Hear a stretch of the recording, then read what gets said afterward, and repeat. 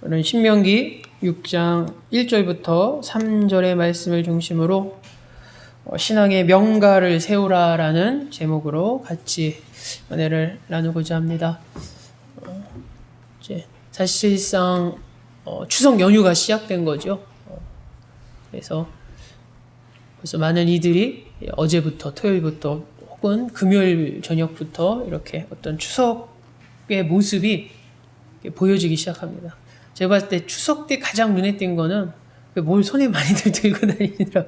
퇴근 때 보면 스팸, 동원찬 그런 거 보면 명절이 시작됐구나. 이제부터 오늘 저기부터 시작이구나. 막 그런 생각이 들게 되죠.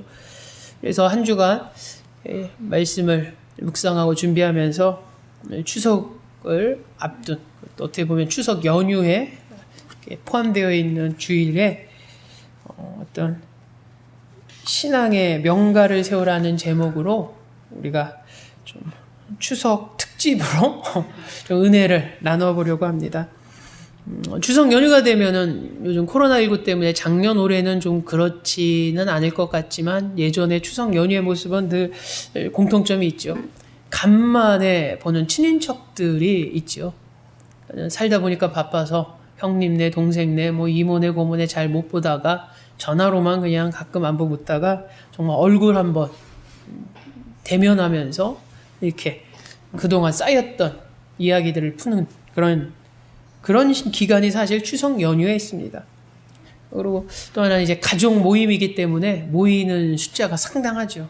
그러니까 따로따로 있을 때 몰랐는데 추석이나 이렇게 연휴 때 이렇게 명절 때 모이면 대식구의 모습을 띠게 되죠. 여러분, 우리는 가끔 이제 명가라는 이런 단어를 들을 때가 있습니다. 명가. 옛날에 어느 광고에서도 시계 회사였는데 시계의 명가 땡땡땡 그래서 자기네 시계가 정말 잘 만들고 정확하고 이런 거를 이제 그런 시계를 오랫동안 만들어 왔다는 거죠. 그래서 자기네 회사가 시계의 명가라고 한때 이렇게 광고하는 것을 본 적이 있습니다. 그러니까 명가라는 것은 이름이 널리 알려져 있는 집안을 말합니다, 여러분. 그러니까 명망 높은 집안이라고 보통 이야기를 합니다. 그러니까 이름이 널리 알려졌다라고 해서 우리는 명가라고 말하지 않습니다. 그 이름이 그러니까 좀 불명예스러우면 명가라는 표현을 쓰지 않죠. 그러니까 악명 높은 걸로 우리는 명가라는 표현을 쓰지 않습니다.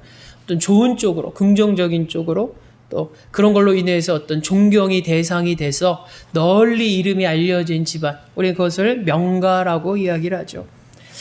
근데 살아가면 보면서 과연 이름을 무엇으로 널리 알릴까? 무엇으로 명가가 돼야 되는가? 그러니까 옛날에는 어느 동네 가면은 막 만석직이라고 해가지고 저 집안은 부호야 부호. 갖고 있는 재력으로 그 지역에서 이름을 떨친 그런 집안이 있죠. 또 어떤 집안을 보면은 꽤 좀 학식이 대대로 이렇게 교육자 집안이라는 표현을 쓰기도 하죠. 대대로 이렇게 막 교육을 해서 어떤 교육 집안으로 그 지역에서는 이름만 대면 알만한 그런 명가가 또 있습니다. 그러니까 나름대로 이름을 넓히는 방법, 이름을 널리 알리는 방법은 많습니다. 근데 우리가 신앙인으로서, 우리가 그리스도인으로서, 크리스찬이라면 과연 무엇보다도, 물론 그리스도인이 많은 분야에 있어서 이름을 알릴 수가 있겠죠. 그러나 무엇보다도 신앙과 믿음으로 인해서 널리 이름이 알려지는 것. 그것이 그리스도인이라면 가장 중요한 것일 것입니다. 그래서 신앙의 명가를 세우는 것. 근데 중요한 것은 어떻게 이렇게 신앙의 명가를 세우는가? 신앙으로 이름을 널리 알릴 수 있는 그런 집안이 되는가? 그런 고민을 오늘 본문 말씀 가운데서 저와 여러분이 함께 해보고자 합니다.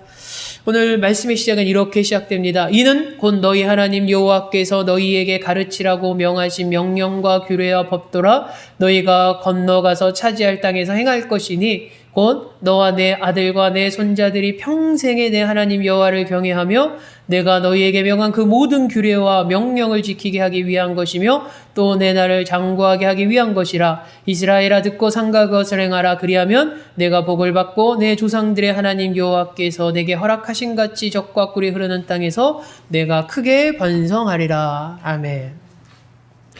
그러니까 한마디로 명가가 되는 것은 여러분, 신앙과 믿음의 명가가 되는 것은 하나님 말씀을 통해서 세워지는 것이죠. 하나님의 말씀.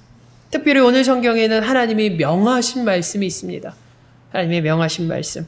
그래서 우리가 5장에 보면은 특별히 무엇이 기록되어져 있냐면 하나님께서 이스라엘 민족에게 지키라고 명하신 십계명에 대한 내용이 이 신명기 5장에 나타나 있습니다.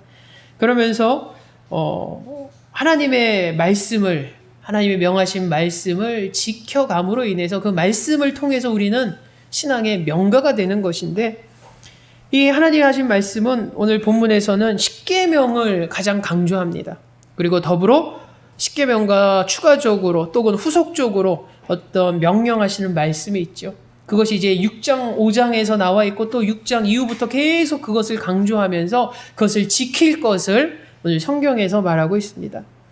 성경에는 오늘 뭐라고 기록되어져 있냐면 너희의 하나님 여호와께서 너희에게 가르치라고 명하신 명령과 규례와 법도라 라고 말합니다. 이는 명령과 규례와 법도라. 그러니까 이는이라고 이 가르치는 것은 제가 말씀드렸거든요. 십계명과 또 추가적으로 후속적으로 지켜야 할 하나님의 명령하신 말씀들, 바로 그것을 이라고 가르치고 있죠. 근데 이 하나님의 말씀들이, 하나님의 말씀이 오늘 성경에서는 명령과 규례와 법도라고 말합니다. 하나님의 말씀이. 그러니까 여러분, 이 하나님의 말씀이 명령과 규례와 법도라고 오늘 성경에 기록됐다는 것은 하나님의 말씀을 가지고 이거는 명령이고 이거는 규례고 이거는 법도다라고 이렇게 세 개를 따로따로 구분하는 것이 아닙니다. 오늘 성경의 이 히브리어 의미로 보면 하나님의 말씀하신 하나님의 말씀은 바로 명령이었다라고 말합니다. 명령. 그리고 이 명령은 무엇으로 나타나냐면 규례와 법도의 모양으로 나타난다라고 말하는 거죠. 그래서 우리 한글 번역에는 하나님의 말씀이 이는 명령과 규례와 법도라라고 하니까는 어떤 따로따로 세 가지가 있거나 아니면 같은 말인데 그것을 해석하기에 하나님의 말씀은 명령이요, 규례요, 법도다라고 이렇게 받아들여지기가 쉬운데, 사실은 정확한 성경의 원문대로 해석을 하자면은 하나님의 말씀은 명령이라고 선언합니다. 그리고 그 명령은 규례이고 법의 모습으로 나타난다라고 말한 거죠.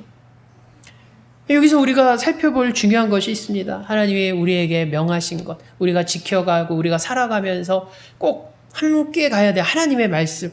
하나님의 말씀은 명령이라고 오늘 성경은 말합니다. 명령.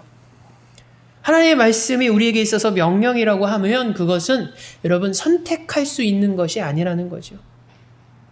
그러니까 내가 그리스도인이라고 고백하면서 나는 신앙인이지만 하나님의 말씀을 따를지 안 따를지는, 하나님의 말씀을 지킬지 안 지킬지는 내가 결정하고 내가 판단해. 그러면 그리스도인이 아니라는 것입니다, 여러분.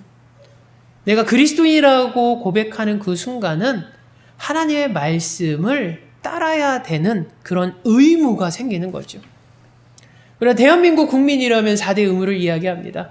그러니까 국민이라면 당연히 지켜야 할 것이 따라온다는 거죠. 그게 싫으면 내가 국민으로서의 내 권리를 내려놔야 되고, 어떻게 보면은 내가 대한민국 국민의 국민이라는, 대한민국의 국민이라는 것을, 권한을 내가 스스로 내려놓고 포기해야 될 그런 모습인 거죠.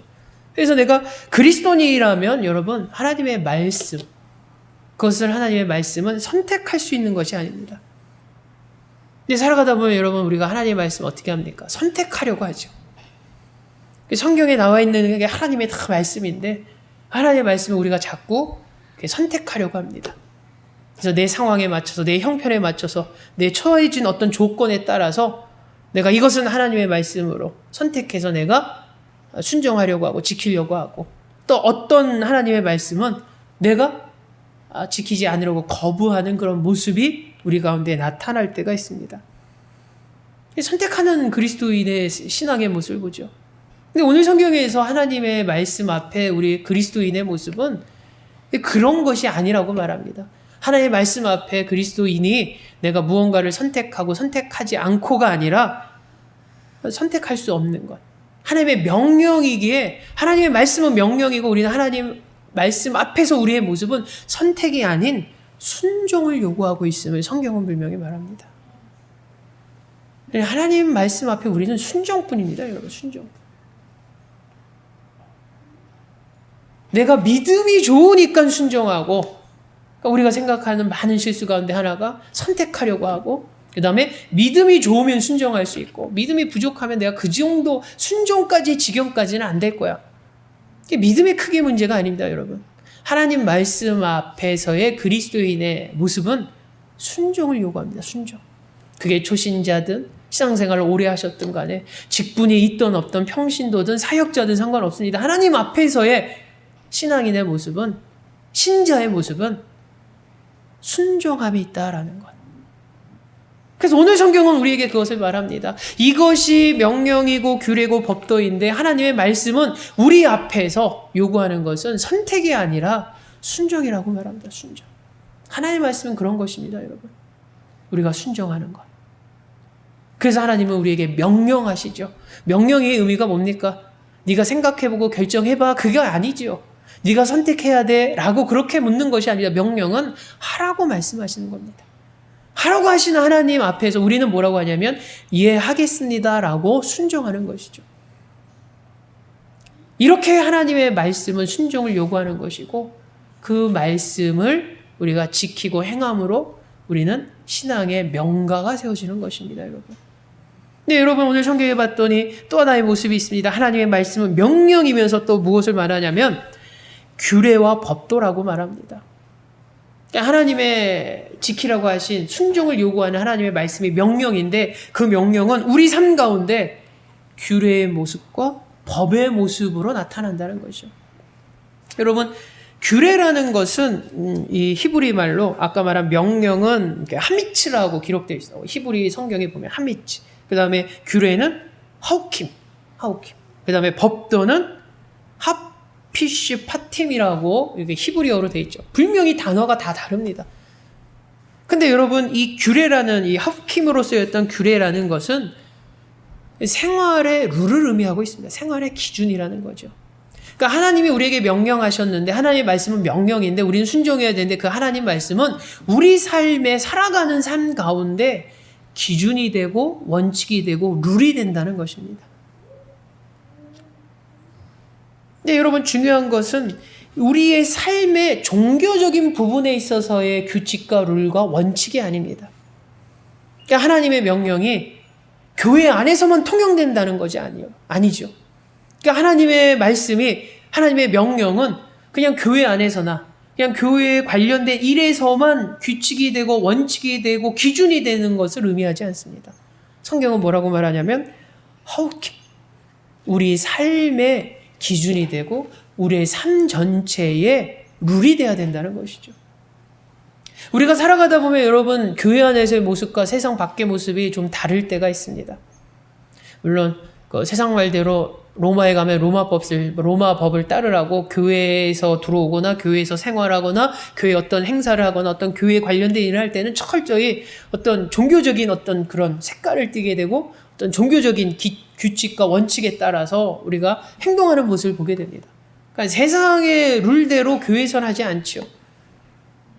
그렇지 않겠습니까, 여러분? 세상의 룰과 세상의 어떤 흐름대로 교회에서 하면 욕먹습니다. 그렇지 않겠습니까?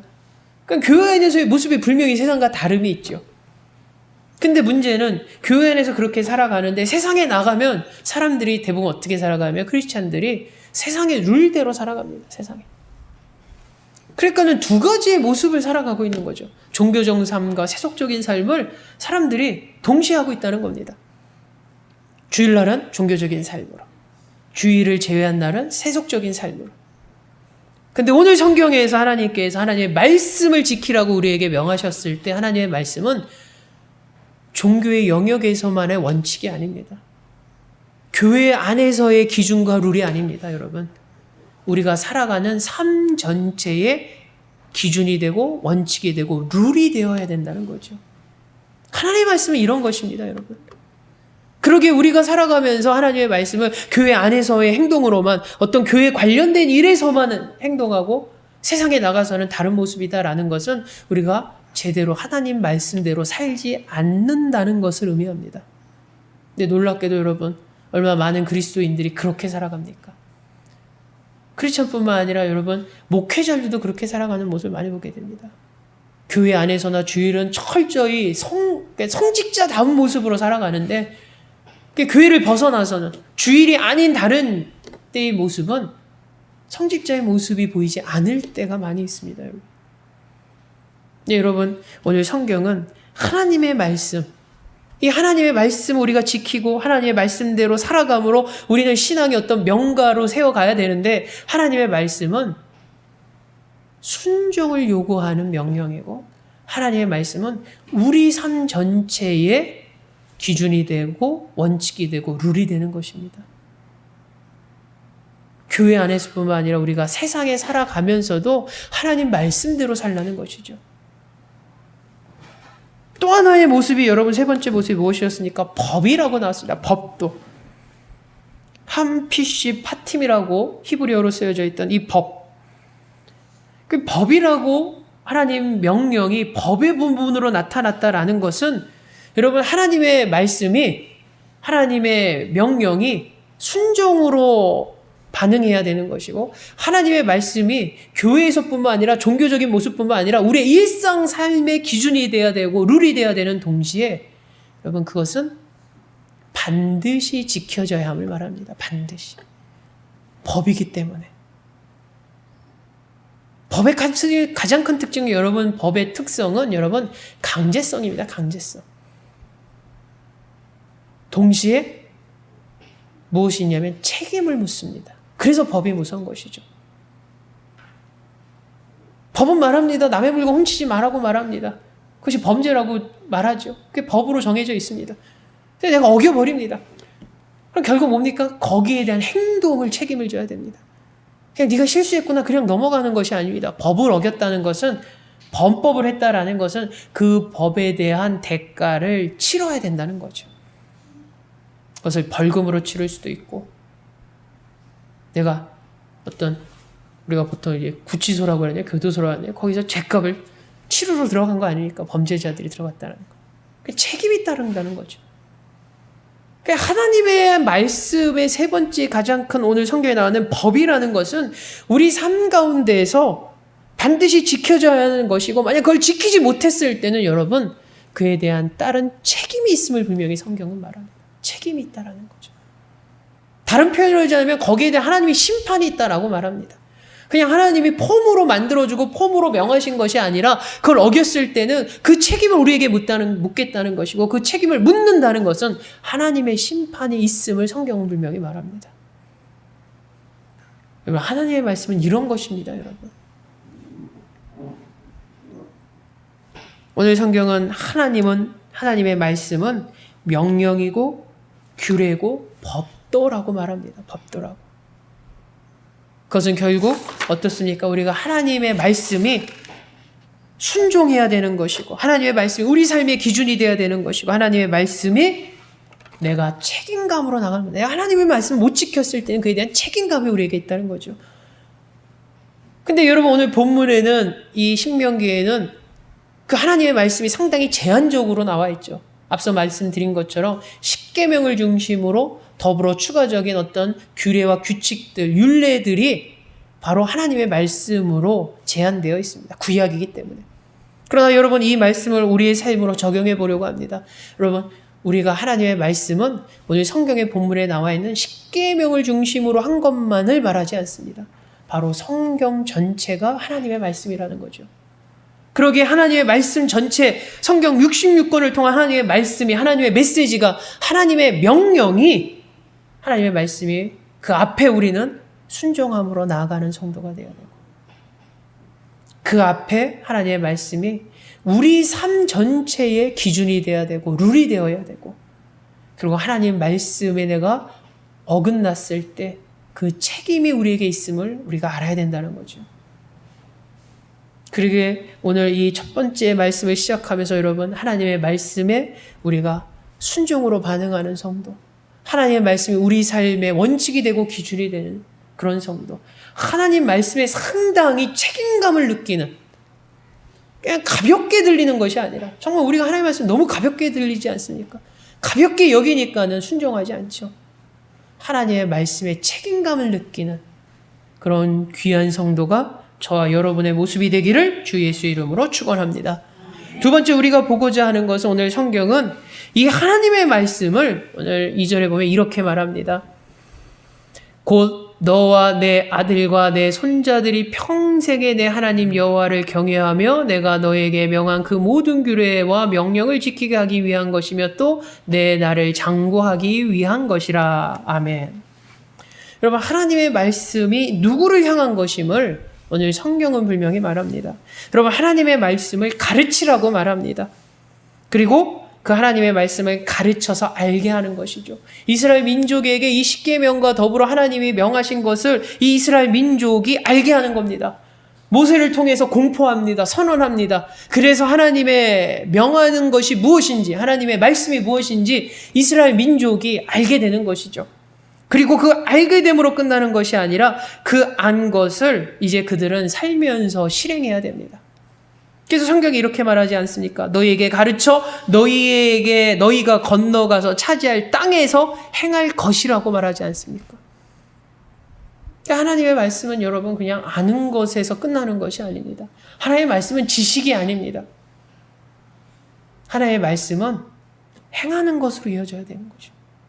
그래서 성경에도 말하지 않습니까? 그것을 가르쳐서 이스라엘 백성이 하나님의 명령이 무엇인지 알게 했다는 겁니다. 그들 머릿속에 하나님이 명령하는 것이 무엇인지 머릿속에 집어넣은 것이죠.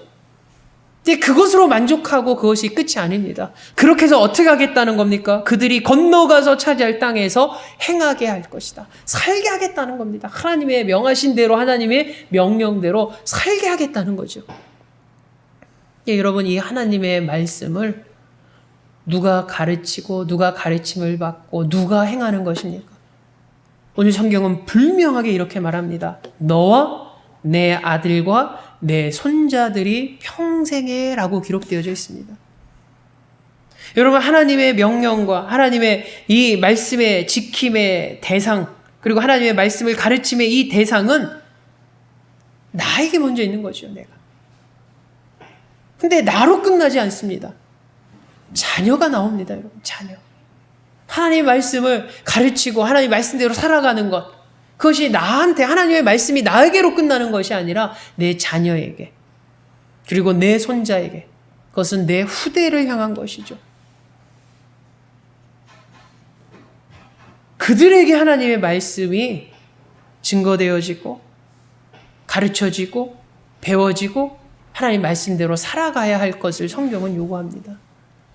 그리고 이것은 여러분, 우리가 오늘 신앙의 명가란 어떤 한 개인의 신앙이 아니라 한 신앙의 어떤 집안 혹은 신앙의 어떤 공동체를 바라볼 때 나 혼자만의 신앙만이 중요하지 않음을 다시 한번 이야기하지 않습니까? 너와 내 아들과 내 손자들이 평생에 지키고 가르치고 행할 것이라고 말하지 않습니까? 하나님의 말씀은. 우리가 어떤 신앙의 공동체에서 나 혼자 신앙생활 잘하고 나 혼자 믿음생활 좋다고 그것이 다가 아닙니다, 여러분. 오늘 성경대로 하나님의 말씀은 내가 하나님의 말씀을 제대로 알아야 되고 내가 먼저 하나님의 말씀대로 살아야 되고 그리고 내 자녀들이 하나님의 말씀을 알아야 되고 내 자녀들이 하나님의 말씀대로 살아야 되고 그리고 내가 못 볼 수도 있지만 내 후대에 많은 내 후대들이 하나님 말씀대로 살아야 되고 하나님의 말씀에 가르침이 있어야 된다는 거죠. 그럴 때 오늘 우리의 설교 제목처럼 신앙의 믿음의 명가가 세워지는 것입니다. 여러분, 중요한 것은 이 나와 내 자들과 내 후손들이 평생에 하나님 말씀을 가르치고 그렇게 살아갈 것을 요구하죠. 여러분, 이건 어느 한순간에 진행되는 것이 아님을 봅니다. 그냥 어느 한순간에 탁 이렇게 말씀을 주고 가르치면 그걸로 깨닫고 나서 그렇게 한 번에 끝나는 것이 아니죠. 성경이 뭐라고 말합니까, 여러분? 평생이라는 기간이 있지 않습니까? 평생을 그렇게 살아가는 것입니다. 평생. 평생을 하나님의 말씀의 가르침대로 사는 것이고 평생에 하나님의 말씀대로 순종하면서 살아가는 것입니다. 청년의 때만 반짝하는 것이 아니라 정말 나중에 다 연륜이 쌓여서 마지막 때에 마지막 내 노년에만 그렇게 사는 것이 아니라 우리의 삶 평생에 하나님 말씀을 가르치고 말씀대로 행하며 살아가는 것이죠. 그래서 그것은 평생이기 때문에 어느 한순간에 주어지는 것이 아니기 때문에 미리 어떻게 됩니까, 여러분? 선행되어져야 하는 것이라는 거죠. 특히 신앙의 교육은, 신앙의 양육은. 이미 다 커서 다 성장했으니까 너 성령 충만해라고 했을 때 늦다는 것입니다, 여러분. 미리 선행돼야 된다는 것. 어릴 적부터 여러분 신앙과 믿음의 교육이 있어야 되는 거죠. 공동체도 마찬가지입니다. 여러분 우리가 2부 제자 세움의 성경 교리 공부를 함께 2부에 나눌 때 지금 요즘 주제가 일꾼이죠.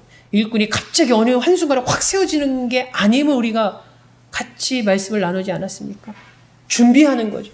일꾼이 세워지기까지 준비되어서 양육되어져서 그래서 일꾼으로 세워져 가는 것이죠. 세워진 일꾼은 계속해서 성장되고 성숙되어 가는 것이고요. 미리 되는 것입니다. 양육되어져 가는 것입니다. 그래서 성경에서도 뭐라고 말하냐면은 이 하나님의 말씀을 가르치고 하나님 말씀에 행할 것을 너희가 가나안 땅에 가서 그때 가서 그렇게 한 것이 아니라 뭐라고 말합니까? 너희가 건너가서 차지할 땅에서 행할 것. 미리 여러분 어떻게 준비하라고 말하지 않습니까? 지금 당장 지금 아니더라도 너희가 앞으로 가나안 땅에서 그렇게 살아갈 모습을 지금 미리 지금 가르치고 준비해서 그렇게 가서 살라고 말하지 않습니까?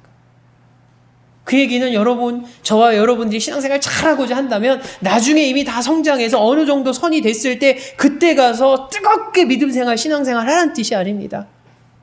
미리 양육되어지고 준비되어져서 내가 그 정도 됐을 때는 정말로 뜨겁게 하나님의 일을 하라는 것이죠. 하나님의 말씀은 그런 것입니다, 여러분. 어느 한순간에 뚝 떨어져서 이때부터 뜨거워져. 그러면 늦습니다, 여러분. 여러분, 예전에 어떤 한 권사님의 고백을 들은 적이 있습니다. 권사님의 고민이 뭐였냐면 이 딸이 있는데 이게 신앙으로 잘 저기를 해야 되는데 그러니까는 이렇게 잘하다 보니까는 제대로 신앙의 양육이 잘 이루어지지 않습니다. 좀 고민을 하죠, 처음에는. 근데 고민은 계속 하지만 계속 미루게 됩니다. 너무 어려서는 모르니까 그렇겠죠. 어리니까. 중고등부 시절에는 어떻습니까? 그러니까 학업이라는 이유로 자꾸 미루게 됩니다. 중등부, 고등부니까 대학 준비해야 되니까 수험생이니까 학생이니까 자꾸 미뤄주게 하죠. 대학 가니까 어떻습니까? 그때부터는 이제 뭔가 해보려고 하는데 이미 그때부터는 어떻습니까, 여러분? 잘 되지 않습니다, 여러분. 대학 성인이 되고 대학생이 되고 사회인이 되는 그 순간에 어떤 자녀를 향한 어떤 믿음의 신앙이 큰 어떤 뜨거운 이게 되는가? 안 됩니다, 여러분. 그래서 저도 개인적으로 큰 고민 중 하나가 뭐냐면 예지에게 있습니다. 여러분, 목사님 자제라고 해서 저절로 믿음과 신앙이 잘 자라고 성령 충만한 것이 아닙니다. 물론 그런 환경들이 분명히 좋은 영향을 줄 수는 있습니다. 그런 환경들이 더더욱 믿음과 신앙에 바르고 잘 자랄 수 있는 그런 걸 조성할 수는 있습니다. 그러나 그것을 100% 맹신할 수가 없습니다. 저는 그것이 걱정입니다. 지금도 여러분한테 얘기 안 하지만은 이제 초등학교 1학년이 돼서 가장 눈에 띈 게 뭐냐면 너무 시끄러워진 거죠. 옛날에는 확 시끄럽게 해도 그냥 무슨 뭐 어린이가 뭘 알겠지. 미취학 아동이라고 하지 않습니까? 미취학 아동이 뭘 알겠어. 근데 이제는 여러분 취약했지 않습니까? 학교를 다니지 않습니까? 근데도 변함없이 확 시끄러우면은 이제 고민이 올해부터 솔직히 많이 했습니다. 저렇게 예배 드리면 안 되는데 지금부터 예배를 배우고 예배하는 모습을 배워야 되는데 근데 저렇게 뒤에서 뒹굴뒹굴 막 지금도 막 누워서 그럼 속으로 은근히 이제 고민이 쌓이는 것이죠, 여러분. 제가 말씀드리고자 하는 것은 여러분 한순간에 탁 했을 때 되는 것이 아닙니다. 결국 그 권사님이 그래서 어떻게 했냐면 계속 미루다가 자녀가 신앙이 뜨겁고 이것을 결국 놓쳐버렸다는 거죠. 그래서 그게 너무 안타까워서 그런 토로하는 것을 들은 적이 있습니다. 여러분 오늘 성경에 봤더니 뭐라고 말합니까? 하나님의 말씀을 가르치고 행하는데 나중에 가서 나중에 가나안 땅 막상 들어가서 가나안 땅에 정착하고 나서 거기서 어느 정도 이뤄놓고 거기서 어느 정도 자녀들이 퍼져나가고 그때 하나님 말씀 가르치고 하나님 말씀대로 살라라고 그때 말하는 것이 아닙니다. 여러분 지금 말씀 보십시오. 아직 가나안 땅에 안 들어갔습니다. 근데 뭐라고 말합니까? 너희가 건너가서 차지할 땅에서, 지금은 아니지만 앞으로 일어날 일에 대해서 말하지 않습니까? 그 땅에서 행할 것을, 아직 가지도 않고 거기서 살지도 않았음에도 불구하고 지금 이 순간에 그렇게 할 것을 가르치라고 말하지 않습니까? 배우라고 말하지 않습니까? 기억하라고 말하지 않습니까? 그래서 그렇게 살라고 말하지 않습니까? 여러분, 하나님의 말씀은 양육되어져 가는 것입니다. 바로 이 귀한 모습이 저와 여러분의 모습이 되길 원합니다. 여러분, 하나님의 말씀은 단순히 자녀들만을 위한 문제가 아닙니다. 오늘 성경은 처음부터 말하지 않습니까? 너와 내 아들과 내 후손이라고 말하지 않습니까? 내 자신에게부터 먼저 적용되어야 됩니다. 내가 과연 하나님 말씀대로 지금 내가 신앙생활을 하고 있는가? 내가 말씀대로 지금 성장하고 있는가? 말씀대로 성숙돼 가고 있는가? 바로 하나님의 말씀을 통해서, 그리고 그 말씀을 가르치고 배우고 행함을 통해서 저와 여러분이, 저와 여러분의 자녀들이, 또 나중에 그 후대들이 정말 하나님 앞에서 칭찬받고 인정받는 귀한 신앙의 믿음의 집안이 되기를 주 예수 이름으로 축원합니다. 마지막으로 우리가 이제 나누고자 하는 것은 궁극적인 질문입니다. 왜 하나님께서 이렇게 하나님의 말씀을 명령하셨을까? 왜 하나님의 말씀을 이렇게 주셨을까? 왜 명령하셨을까? 그래서 그거 선택할 수 없고 순종할 수밖에 없는 그 하나님의 말씀을 왜 그들의 삶의 기준이 되게 하고, 그들의 삶의 원칙이 되게 하고, 그들의 삶의 룰이 되게 하고, 그리고 그들의 삶에 막중한 책임감을 지게 했을까? 그 이유가 여러분 성경에 분명히 나와 있습니다. 바로 그것이 2절 후반부의 말씀입니다. 내 하나님 여호와를 경외하며 내가 너에게 명한 그 모든 규례와 명령을 지키게 하기 위한 것이며 또 내 나를 장구하게 위한 것이라. 아멘. 여러분, 놀랍게도 하나님의 말씀을 가르치고 하나님의 말씀대로 살라고 한 이유가 두 가지가 있습니다, 여러분. 그래서 여러분, 이 본문을 2절을 읽어보면 사실은 하나님의 목적이 이게 좀 이렇게 약간 해석하기가, 이게 말의 이런 좀 해석이 약간 어색할 수가 있는데 정확한 해석은 이렇게 해석하시면 됩니다. 번역하면 내가 너희에게 명한 그 모든 규례와 명령을 지킴으로써 너희가 평생에 내 하나님 여호와를 경외하기 위한 것이라고 말하고 있습니다, 여러분. 이것이 하나님의 말씀을 우리에게 가르치고 행하게 하시는 하나님의 목적이 이것입니다, 여러분. 너희가 하나님이 명하신 그 규례와 명령을 너희가 가르치고 그렇게 행함으로써, 지킴으로써 너희 평생에 하나님 여호와 하나님을 경외하기 위한 것이라고 말합니다. 하나님을 경외하기 위한 것. 그것이 하나님의 목적입니다. 하나님의 말씀을 주신 목적이고 하나님의 말씀을 가르치고 지키고 행하게 하긴 목적이 바로 하나님을 경외하기 위한 겁니다. 말씀을 지킴으로써, 말씀을 순종함으로써 하나님을 경외하기를 하나님은 원하신다는 거죠. 여러분, 어떻게 보면은 이것이 인간이 창조된 궁극적인 이유이기도 합니다. 여러분, 왜 하나님이 인간을 창조하셨습니까? 교리문답에 보면, 소요리 교리문답에 보고 웨스트민스터 교리문답에 보면 여러분, 인간이 창조된 첫 번째 목적은 하나님의 영광을 돌리기 위함이라고 나옵니다. 하나님의 영광을 돌리기 위해서. 인간이 하나님의 창조물인, 인간이 창조주인 하나님의 영광을 돌리는 것, 그것은 결국 인간이 하나님을 경외하는 모습이라는 거죠. 하나님을 경외하라고 하나님은 인간을 창조하셨습니다. 근데 여러분, 거꾸로 생각해 보십시오. 경외하지 않다면 그것은 존재 이유가 없어지는 것입니다. 여러분, 존재 이유가 하나님을 경외함입니다. 하나님 앞에 영광 돌림입니다. 그러나 인간이 하나님을 경외하지 못하고 인간이 하나님을 영광 돌리지 않는다면 인간은 존재 이유가 사라진 것입니다. 놀랍게도 여러분, 그것을 구약에서 한번 경험하지 않습니까? 여러분, 창세기에 나와 있는 여러분 노아 홍수의 사건을 보십시오. 하나님이 인류를 만드신 것은 하나님을 경외하고 하나님의 영광 돌리기 위함이었습니다. 그러나 이 땅의 인간들의 모습이 어땠습니까? 하나님 앞에 영광 돌리지 못했습니다. 하나님을 경외하지 않았습니다. 철저히 죄악에 사로잡힌 삶을 살았죠. 한마디로 얘기하면 하나님이 인간을 창조하신 이유가 사라진 것입니다. 하나님이 인간을 창조하셨는데 인간이 계속 존재해야 할 이유가 사라진 것이죠. 그래서 뭐가 나타납니까? 존재 이유가 사라지니까 하나님 심판이 바로 나타나지 않습니까? 야, 내가 너를 경외하라고, 나에게 영광 돌리라고 내가 이 땅에 인간을 창조하고 번성케 했는데 너희가 존재의 이유를 잃어버린 채 하나님 앞에 죄된 모습으로, 하나님 앞에 영광 돌리지 않는 모습으로, 하나님을 경외하지 않는 모습으로 살아가? 너희들 있을 이유가 없어졌네? 하나님의 심판이 있지 않습니까? 물로서 심판하지 않습니까? 근데 노아의 가족은, 노아는 당대 의인이라서 하나님이 그들을 살리셨다는 거죠. 존재 이유가 노아에게는 있었다는 겁니다. 노아의 가족만 살아난 이유가 뭡니까? 노아에게서 인간의 존재의 이유가 노아에게는 있었다는 거죠. 남아 있었다는 겁니다. 그래서 노아 가족을 빼고는 어떻습니까? 하나님께서 전부 물로 심판하지 않습니까? 결국 그것은 우리에게 무엇을 보여주고 있습니까? 여러분, 우리의 존재의 이유는 하나님을 경외하는 것에 있습니다. 하나님의 영광 돌림에 있습니다. 그리고 오늘 성경에서도 분명히 말하지 않습니까? 왜 하나님이 모세를 통해서 이스라엘 민족에게 하나님의 말씀을 가르치게 하고 행하라고 말씀하십니까? 하나님을 경외하기 위함이라고 말합니다.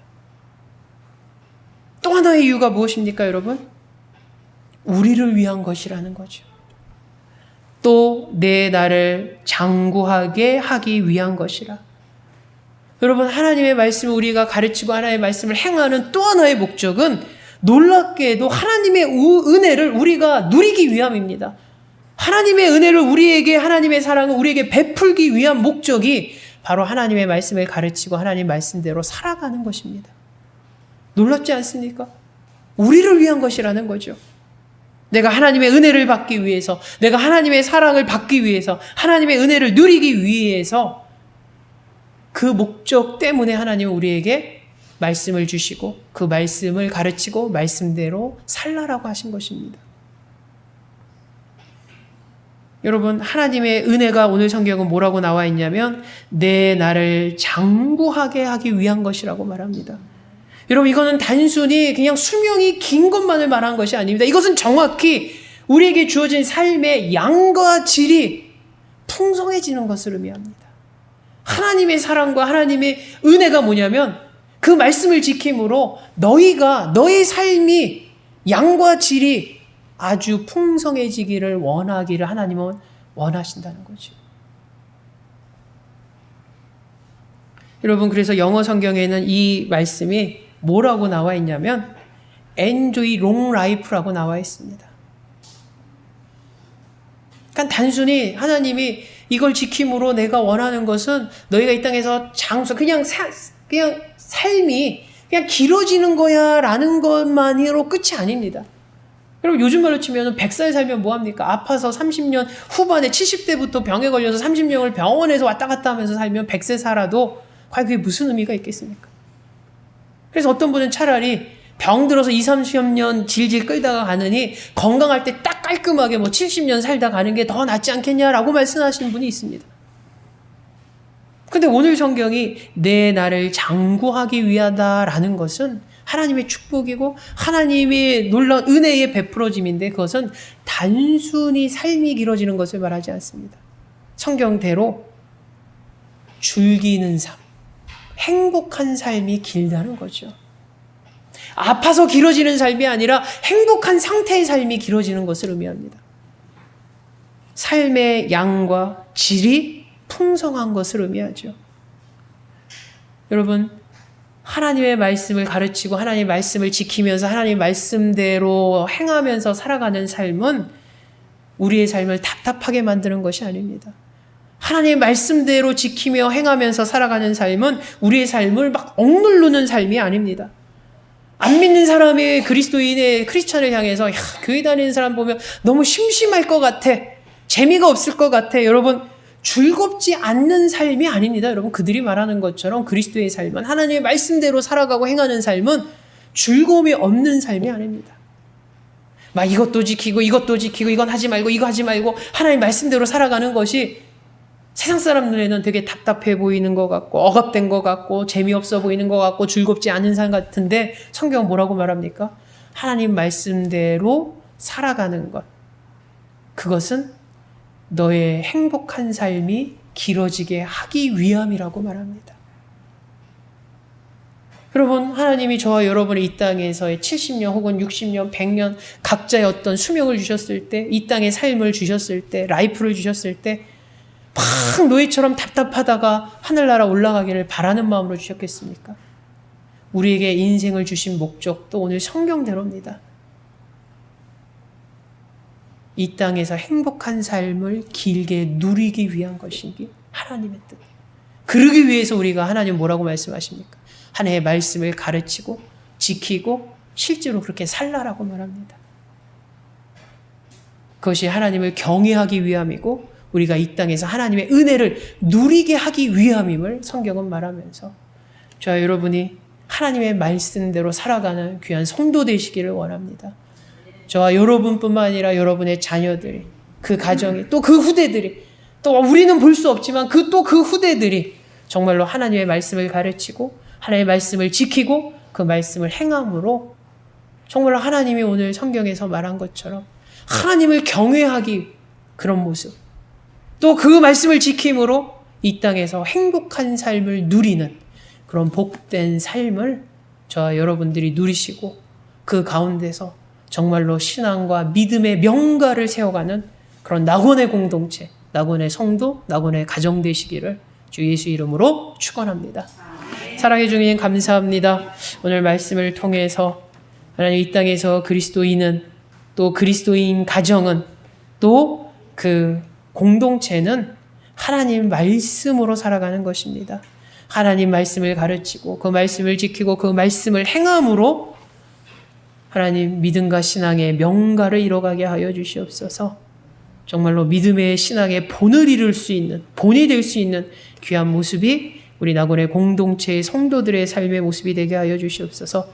그런 믿음과 신앙의 본이 되는 모습으로 살아가면서 정말로 하나님을 경외하는 귀한 모습이, 또 이 땅에서 하나님의 은혜를 누림으로 정말로 행복한 삶을 누려가는 귀한 모습이 우리 가운데 나타나게 하여 주시옵소서.